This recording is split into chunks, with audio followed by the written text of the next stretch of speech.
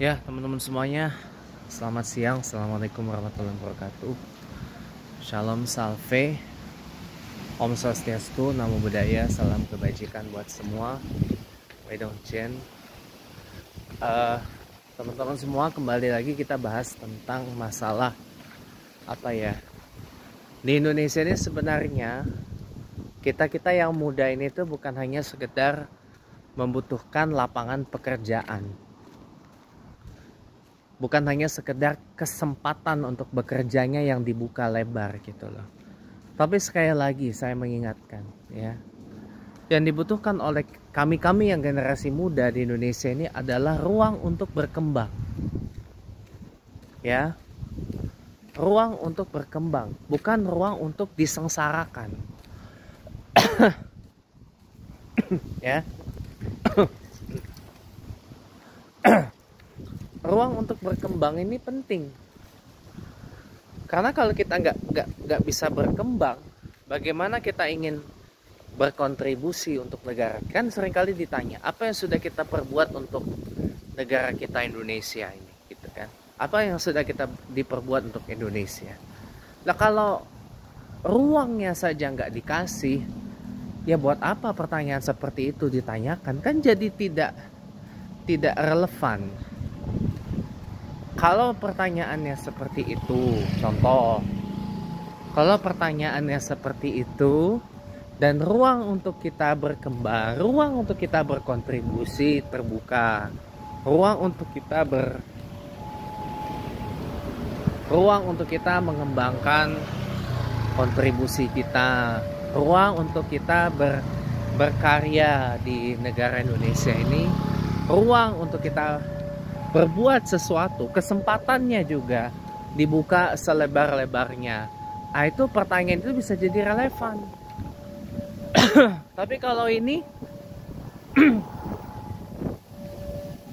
baru satu karya aja udah di berdel. Itu baru satu karya seni loh. Baru satu karya seni aja udah di bredel, udah diblokir, udah diintimidasi macam-macam, udah disegel, udah disegel, udah di macam-macamin lah pokoknya. Ya, kita menuangkan pemikiran kita menuangkan pandangan kita, di framing, di label macam-macam, gitu loh, di label macam-macam. Kan nanya apa yang sudah kita perbuat untuk Indonesia ini. Ya, kita berbuat sesuatu yang kita bisa. Nah, tapi kalau ruangnya saja ditutup, kesempatannya aja ditutup, lah bagaimana ceritanya itu pertanyaan bisa menjadi relevan. Begitu loh kawan-kawan, cara berpikirnya itu seperti itu, gitu loh. Kalau misalkan nih hanya bisa mengatakan nalar kita nih kosong, pola pikir kita nih kosong, dan kita uji, kita komparasi. Coba nalar siapa yang paling berisi, pola pikir siapa yang paling berisi, kita komparasi. Begitu. Jangan hanya asal ngebeo karena udah di template nih. Kamu ngebeo ini ya, tulis gini ya, gitu. Kamu ngomongnya gini, di briefing kamu ngomong gini. Kamu tulis komen gini gitu. Yang penting udah nge-BO aja. Terus dibayar jumlahnya, ya mohon maaf ya, untuk makan sehari aja rasanya pas-pasan. Untuk makan sehari itu pas-pasan. 400-500 ribu zaman sekarang, makan sehari aja udah pas-pasan, udah ngepas. Coba aja harga kebutuhan pokok aja udah berapa sekarang. Kita pikir harga kebutuhan pokok, harga sembako udah berapa rupiah coba. Harga ayam berapa, harga telur berapa, harga ikan berapa, harga tempe berapa, harga tahu berapa, harga susu berapa, harga sembako udah berapa. Pikirkan nih, harga minyak goreng udah berapa. Harga galon aqua udah berapa, harga galon air mineral udah berapa, dan sebagainya. Harga kebutuhan pokok dan kebutuhan primer aja udah berapa rupiah. Ya, udah berapa rupiah, kita pikirkan itu.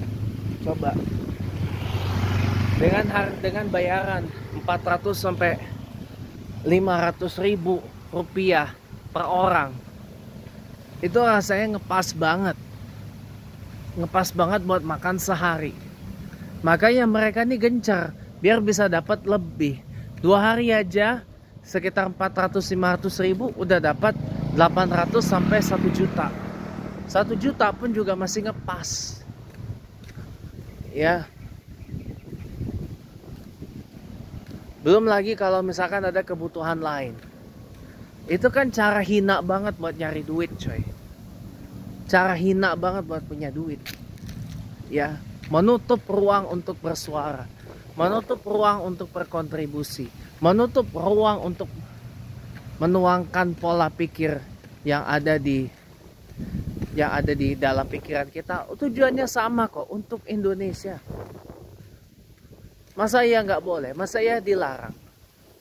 Ya, makanya kenapa saya mulai mengerti kenapa di Indonesia ini nggak banyak think tank, nggak banyak lembaga pemikir, nggak banyak policy institute, nggak banyak policy institutes, institusi kebijakan, institusi yang memikirkan kebijakan,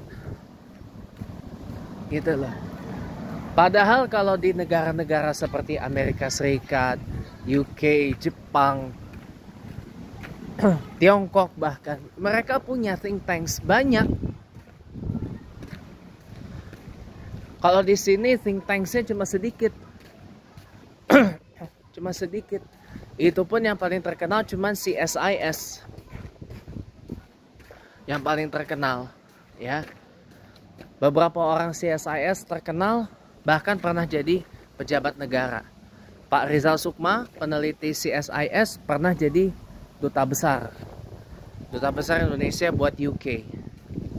Sebelum ke Pak Desra Percaya.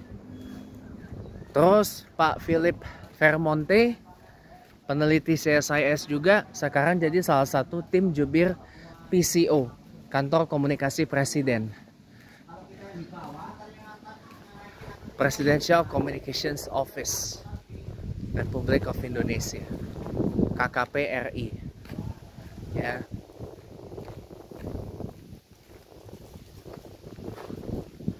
Jadi apa ya? Kalau saya boleh bilang,